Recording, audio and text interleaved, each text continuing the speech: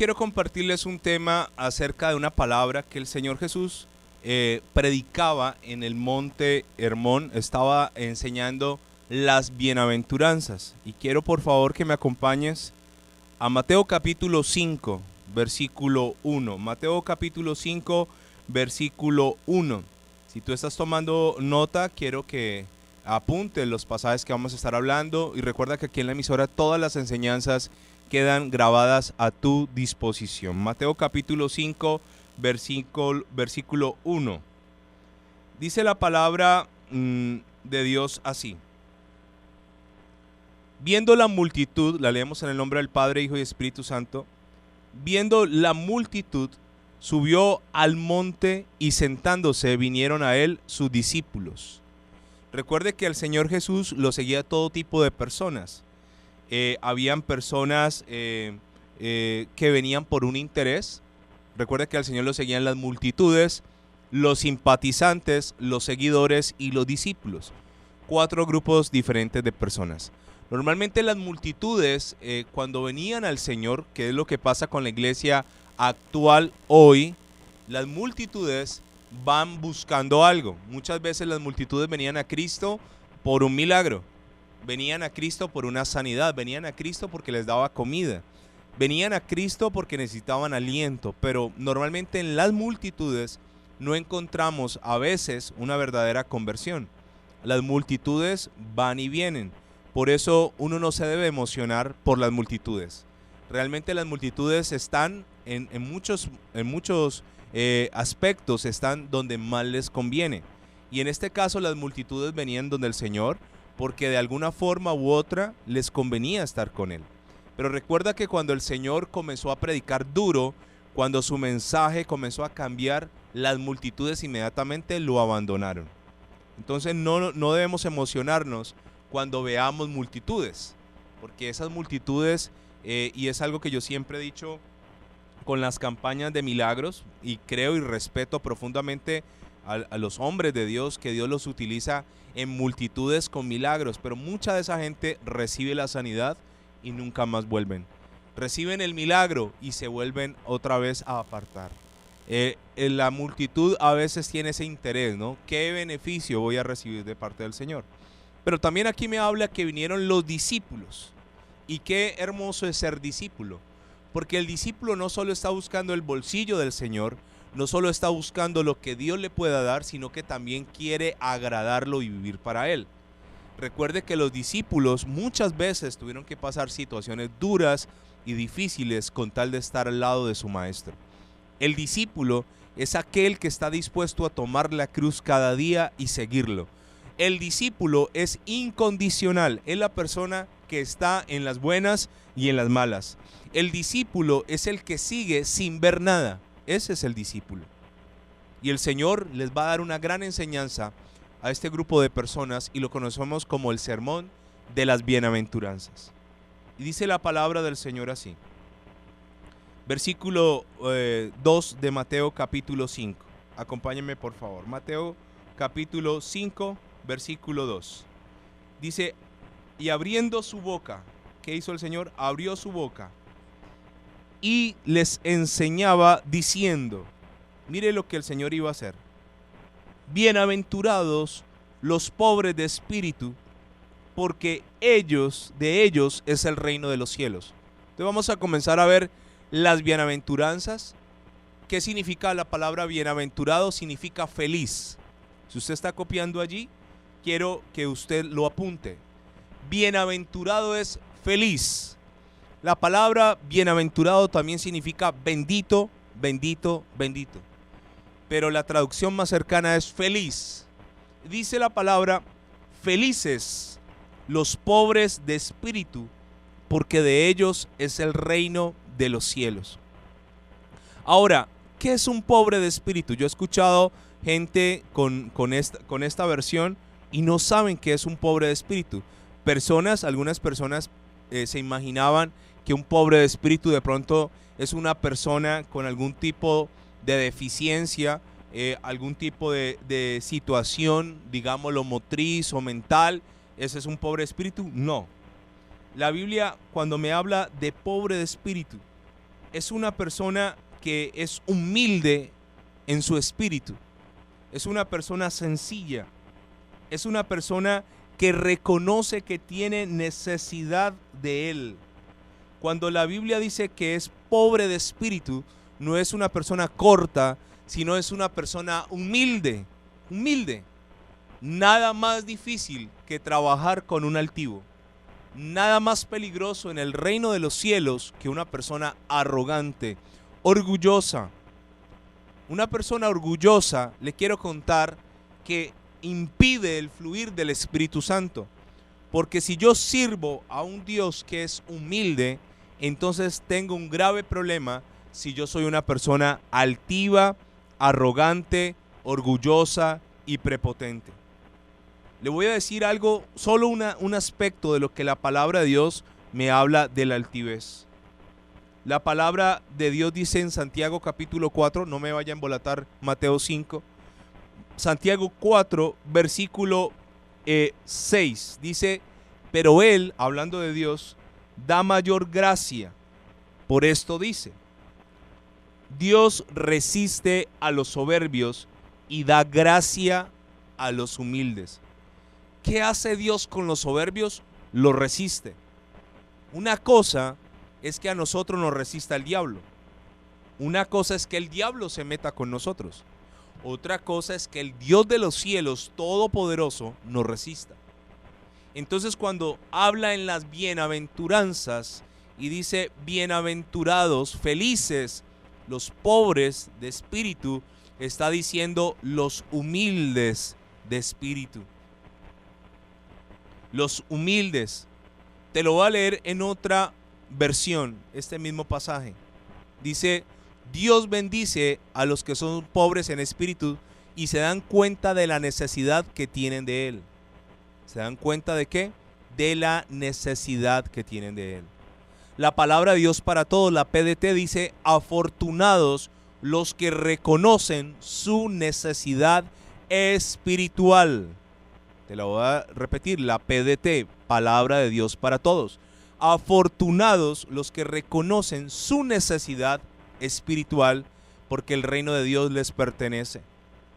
Un pobre de espíritu es una persona humilde, es una persona con un espíritu humilde, enseñable.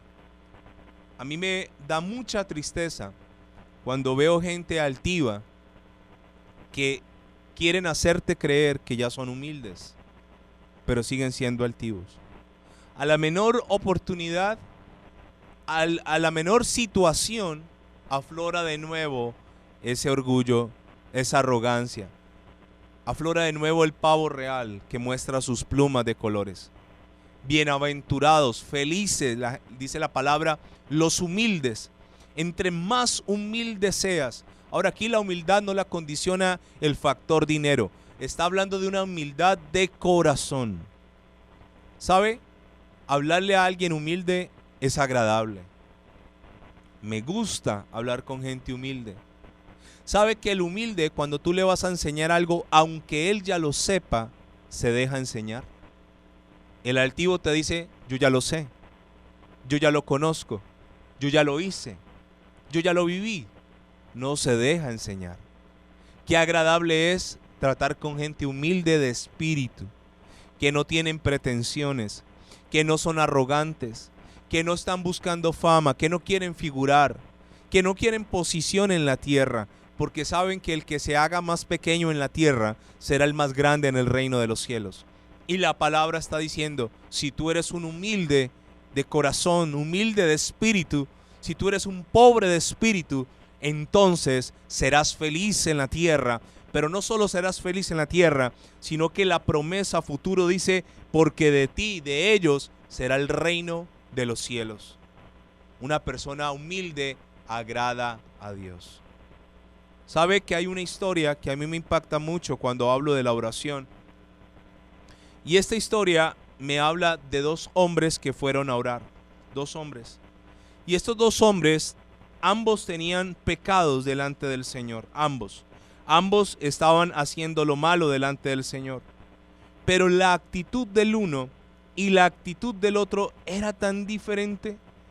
Había uno que era un fariseo, era un hombre importante. Era un hombre que ante los ojos de los demás tenía fama, tenía prestigio, porque los fariseos se jactaban de enseñar la palabra, se jactaban de cumplir los mandamientos. Ante los ojos de los hombres, estos fariseos lo hacían, pero ante los ojos del Señor no. Y sabe, este hombre va al templo a orar y se encuentra allí con un publicano. El publicano era un hombre judío que le trabajaba al imperio romano y le cobraba impuestos a sus propios hermanos judíos.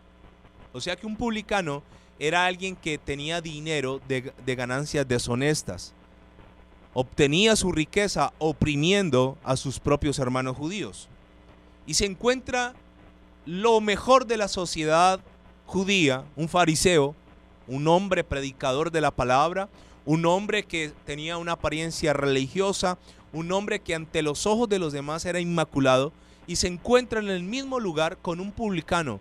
Normalmente los publicanos eran detestados por los propios judíos, porque le servían al imperio romano, porque eran considerados traicioneros y porque aparte de eso los oprimían con los impuestos. Lucas capítulo 18, versículo 9, dice la siguiente enseñanza. No se vaya de Mateo 5, por favor. Dice, parábola del fariseo y del publicano. A unos que confiaban en sí mismos como justos y menospreciaban a otros, dijo también esta parábola. Dos hombres subieron al templo a orar. Uno era fariseo y el otro era publicano. ¿Dónde van a ir estos dos hombres? A la casa de Dios, al templo, a orar. Ambos iban al mismo lugar, ambos tenían la misma motivación en su corazón, vamos a orar, pero ambos, cada uno tenía un espíritu diferente. Versículo 11. El fariseo, puesto en pie, oraba consigo mismo de esta manera. Mire, aquí hay algo clave que usted debe subrayar. Él oraba consigo mismo. Él no estaba orando a Dios. Él estaba haciendo una oración para él. Hay gente que ora con ellos mismos, pero no oran con Dios. Este hombre creía que le hablaba a Dios, pero en realidad sus oraciones no eran escuchadas por él. ¿Cómo oraba este hombre? Primero se puso en pie para ser visible, porque al altivo le gusta ser visible. Al altivo le gustan los halagos, al altivo le gusta figurar, al altivo le gustan los títulos. Entonces este hombre se pone en pie y todo mundo lo miró, lo observó en un lugar donde la gran mayoría de la gente estaba puesta de rodillas. Se puso en pie y va a orar con él mismo de esta manera, dice la Biblia. Dice, Dios, te doy gracias. Mire la oración de alguien altivo. Te doy gracias porque no soy como los otros hombres. El altivo siempre se compara y el altivo siempre se cree mejor. Te doy gracias porque no soy como los otros hombres. Y comienza a hacer un listado de lo que él cree que no es. Ladrones, el publicano que era un ladrón, injusto, adúltero, ni aún como este publicano. Cuando tú comienzas a compararte con otros y te crees la última Coca-Cola del desierto, la última agua de panela del 18, cuando te crees lo último, cuando te crees el más ungido, cuando te crees el más santo, hermano, entraste en un campo peligroso, el campo de la altivez de espíritu. Entraste en un campo que puede traer sobre tu vida quebrantamiento. Este hombre va a orar, pero en vez de exponer su propio corazón, pero en vez de sacar su propia basura delante del Señor, comenzó a compararse. ¿Sabe? Cuando yo tengo consejerías con gente altiva y uno les va a hablar de algo malo que hicieron, ¿sabe cuál es el argumento de esa persona? Comienza a compararse con otros. Pastor, pero ¿por qué usted me regaña a mí por esto? Pero es que mire el hermano tal lo que está haciendo. Siempre el altivo se compara con otros para justificarse. No reconoce su propio error. No dice, sí, pastor, yo he fallado, yo estoy haciendo algo malo, quiero cambiar. No, él se justifica como este fariseo. El fariseo primero comenzó orando diciéndole a Dios, gracias porque no soy como los otros hombres. O sea, yo soy diferente. Yo quiero contarle algo de mi vida. Yo he entendido que simple y llanamente yo soy un pecador redimido. Eso soy yo. Yo no soy mejor que nadie. Ni siquiera soy el más capacitado. Ni siquiera sé por qué Dios me puso como pastor. Ni siquiera lo sé. Dios me guarde, me ampare, me libre o me favorezca de creerme mejor o mayor que alguno de ustedes. El altivo se cree mejor. Ahora, él comienza a comparar y a decir, yo no soy ladrón, yo no soy injusto, yo no soy adúltero. Pero lo último, la tapa es, pero ni siquiera soy como este publicano. O sea, el publicano era de lo peor que había allí. ¿Qué hace luego una persona altiva?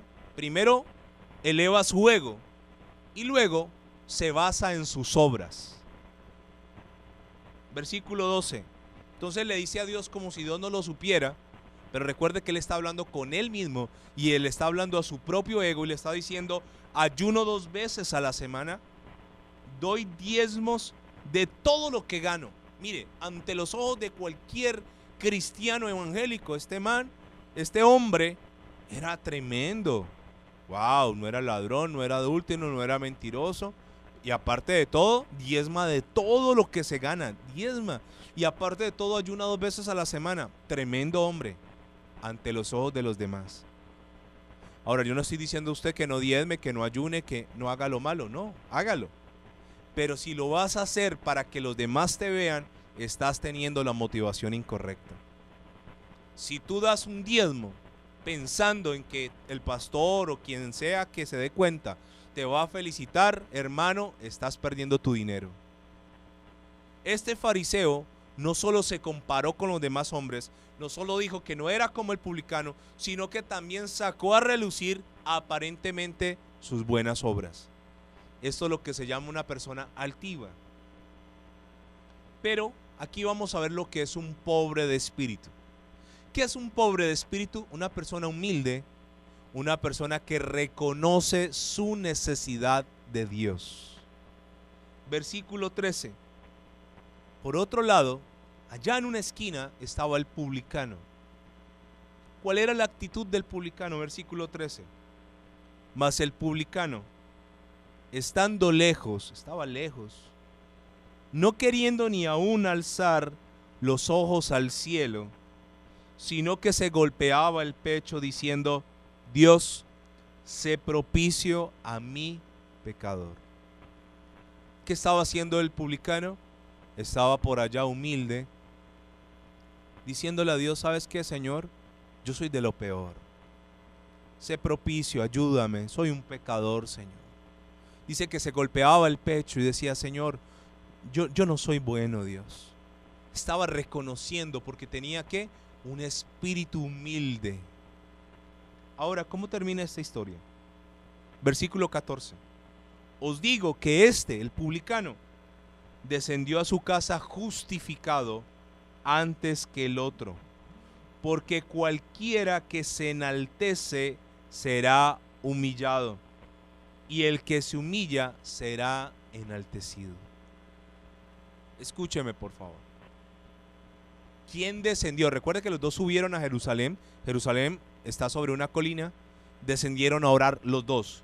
Los dos fueron a buscar al mismo Dios. Fueron al mismo lugar y fueron a hacer exactamente lo mismo. Pero uno recibió el perdón y el otro se fue tal cual como llegó. ¿Por qué razón? Por la actitud de su corazón. Dice la palabra que el publicano descendió a su casa justificado antes que el otro. Y luego dice el Señor Jesús, terminando esta enseñanza, dice, porque cualquiera que se enaltece será humillado, y el que se humilla será enaltecido.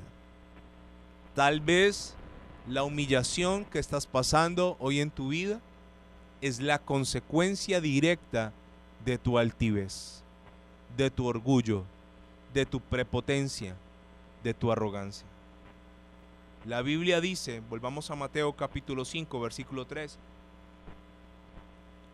Bienaventurados, felices los humildes de espíritu, porque de ellos es el reino de los cielos. Le voy a contar esto. ¿Por qué es el reino de los cielos de los humildes? Porque una persona altiva no podrá reconocer su necesidad de Dios, y al no reconocer su necesidad de Dios, entonces no podrá ser salvo. Proverbios capítulo 18, versículo 12 dice: antes del quebrantamiento se eleva el corazón del hombre, y antes de la honra es el abatimiento. Cuando usted se eleva, viene quebranto. Cuando usted se humilla, viene exaltación. Dios, lastimosamente, por su propia naturaleza, no se relaciona con gente altiva. ¿Sabe qué dice Proverbios 16, 18? Dice: antes del quebrantamiento es la soberbia, y antes de la caída la altivez de espíritu. Bienaventurados, felices los pobres de espíritu, los humildes, porque ellos heredarán el reino de los cielos. Ellos entrarán al reino de los cielos. Antes de la caída es la altivez de espíritu. Si tú eres humilde de espíritu, serás feliz en la tierra, y no solo eso, también entrarás al reino de los cielos. Segunda bienaventuranza, versículo 4 de Mateo capítulo 5. Bienaventurados los que lloran, porque ellos recibirán consolación. La Biblia dice: felices los que lloran, porque ellos serán ¿qué? Consolados. ¿Sabes? El Espíritu Santo, la palabra que lo define a él es Paracletos. Y esta palabra significa el consolador, el ayudador. Nosotros, los seres humanos, nos guste o no nos guste, tendremos que atravesar momentos de lloro, momentos de dolor, momentos de profunda angustia en muchos casos. Pero ¿sabes algo? El Espíritu Santo está allí para consolarte.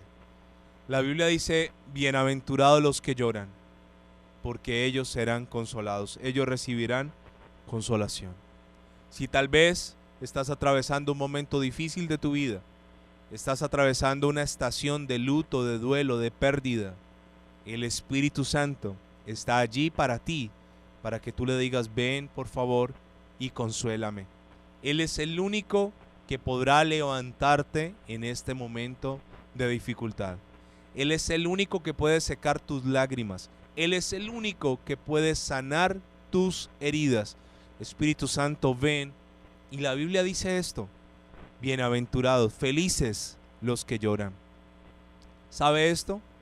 Hay dos tipos de quebrantamiento: un quebrantamiento para muerte y un quebrantamiento para vida. Hay dos tipos de dolor: un dolor para muerte y un dolor para vida. Cuando Dios quebranta a sus hijos es para vida. Cuando Dios hace que sus hijos sufran por alguna razón, es para que se enderecen, es para salvarles, es para bendecirles, es para formarles. Y si tú hoy estás atravesando un valle de lágrimas, si tal vez hoy estás pasando un momento difícil, quiero decirte: el Espíritu Santo te va a consolar, el Espíritu Santo te va a sacar adelante, el Espíritu Santo te va a dar las fuerzas que en este momento piensas que ya no tienes. Felices los que lloran. ¿Y cuál es la promesa? Ellos recibirán consolación. Versículo 5. Bienaventurados los mansos, porque ellos recibirán la tierra por heredad. Una persona mansa es una persona tranquila. Una persona mansa es una persona que no se deja provocar. ¿Sabe? El Señor Jesús dijo de él mismo lo siguiente en Mateo capítulo 11, versículo 28 y 29. Mateo 11, 28 y 29. Venid a mí todos los que estáis trabajados y cargados, y yo os haré descansar. Llevad mi yugo sobre vosotros y aprended de mí, dijo el Señor, que soy manso y humilde de corazón, y hallaréis descanso para vuestras almas. ¿Qué era el Señor? Manso y la primera bienaventuranza, humilde de corazón. ¿Sabe? Muchos de nosotros no tuvimos mansedumbre. Y a muchos de nosotros, y en mi caso particular, nos tocó luchar contra la ira. La ira es bien peligrosa. La ira puede hacer que una persona buena se convierta en segundos en una persona mala. La ira puede hacer que un hombre maltrate a sus hijos, a su esposa, que un hombre iracundo golpee a alguien en la calle. La ira puede provocar cosas nefastas. Y el Señor dijo: ustedes están trabajados y cargados, tomen mi yugo y aprendan de mí, que soy manso y humilde. ¿Usted se imagina todas las provocaciones que el Señor Jesús tuvo que pasar? ¿Usted se imagina a los fariseos a toda hora provocándolo, a toda hora tratando de incitarlo a la violencia? ¿Usted se imagina donde el Señor Jesús hubiese sido como nosotros? ¿Usted se imagina que el Señor Jesús hubiera sido santanderiano? Imagínese lo que hubiese pasado, por Dios. Pero el Señor Jesús no se dejó provocar. Y yo te voy a decir esto: no te dejes provocar. No caigas en la provocación del diablo. Cuando el diablo sabe que algo te exalta, te exaspera, te molesta, más lo va a hacer. Más lo va a hacer. La ira es algo peligroso. Mire, le voy a poner un ejemplo, y por causa del tiempo no voy a leer los textos bíblicos, pero le voy a poner un ejemplo. El pecado más grande de Moisés es que era iracundo. Pero hay una contradicción. Dice la Biblia que Moisés era el hombre más manso que había sobre toda la tierra. Era manso, pero la ira también la tenía en su carácter. Le voy a contar 3 cosas que hizo un hombre manso cuando se llenó de ira. La primera: estaba peleando un egipcio con un hebreo, y él se metió en esa pelea y terminó matando al egipcio. Eso hizo que él huyera de Egipto 40 años. Se metió en una pelea. No te metas en peleas. Lo segundo: Moisés sube al monte Sinaí. 40 días está en la presencia de Dios, recibiendo de Dios. Usted imagina, era tan glorioso la presencia de Dios que Moisés, cuando bajaba de allá, tenía que ponerse un velo sobre su rostro, porque su rostro resplandecía y la gente no lo podía mirar a la cara. No lo podían mirar a la cara, porque era como mirar una linterna gigante. Era como mirar un reflector. Así que cada vez que él venía de allá, la presencia de Dios se le impregnaba a él. Ahora, Moisés baja del monte Sinaí. Dios escribió en unas tablas de piedra los 10 mandamientos, se los entrega a Moisés, le dice: llévalos al pueblo. Y cuando Moisés va llegando juntamente con Josué, escuchan unos ruidos, y Josué, que estaba siempre pensando en guerra, decía: están atacando al pueblo. Y Moisés dijo: no, yo conozco qué está pasando. Cuando Moisés llega y ve que esta gente, en los 40 días de ausencia, ha hecho un becerro de oro y lo están adorando, ¿sabe qué hace con ira? Quiebra las tablas de los 10 mandamientos, las quiebra.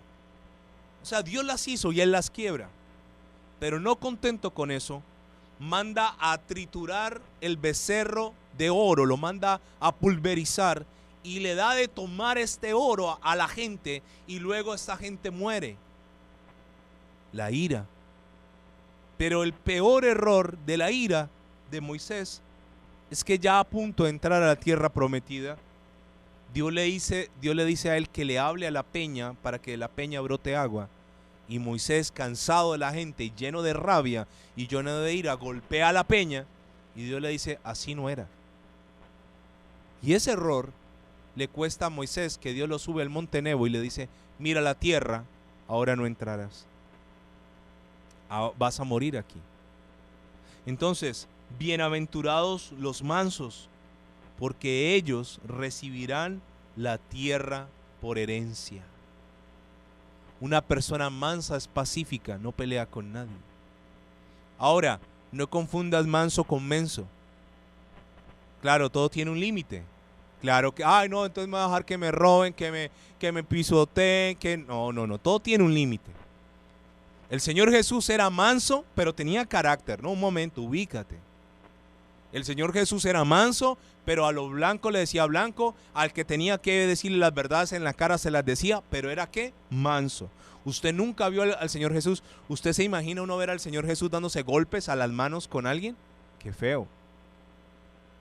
Bienaventurados los mansos, porque de ellos será la tierra. Alcanzo solo a decirte hasta el versículo 6 por hoy. Bienaventurados los que tienen hambre y sed de justicia, porque ellos serán saciados. Lo voy a dejar aquí, pero te voy a decir esto. Mañana, si Dios nos presta la vida, voy a seguir con este tema de las bienaventuranzas. Te voy a decir esto, si alguien se está metiendo contigo, si alguien te está robando, si alguien puso abogados para quitarte algo, si alguien te ha hecho una injusticia, y la Biblia dice, eres feliz cuando tienes hambre y sed de justicia, porque ¿sabes qué va a hacer Dios contigo? Te va a saciar. ¿Sabes qué es saciar? Cuando uno ya está lleno, cuando uno le ponen comida.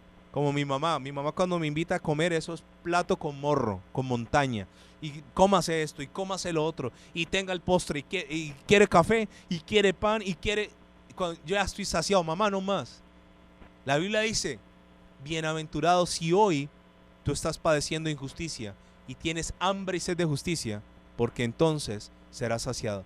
Mañana te voy a hablar del Dios de la justicia y del Dios de las venganzas. Padre, te doy gracias, te bendigo y te exalto, y pongo delante de ti, Señor, cada uno de los oyentes, declarando que la palabra dará fruto al 100%, y te pido, Señor, que estas bienaventuranzas puedan ser para mí, y que yo pueda ser feliz en la tierra con las promesas en lo eterno en Cristo Jesús. Amén y amén.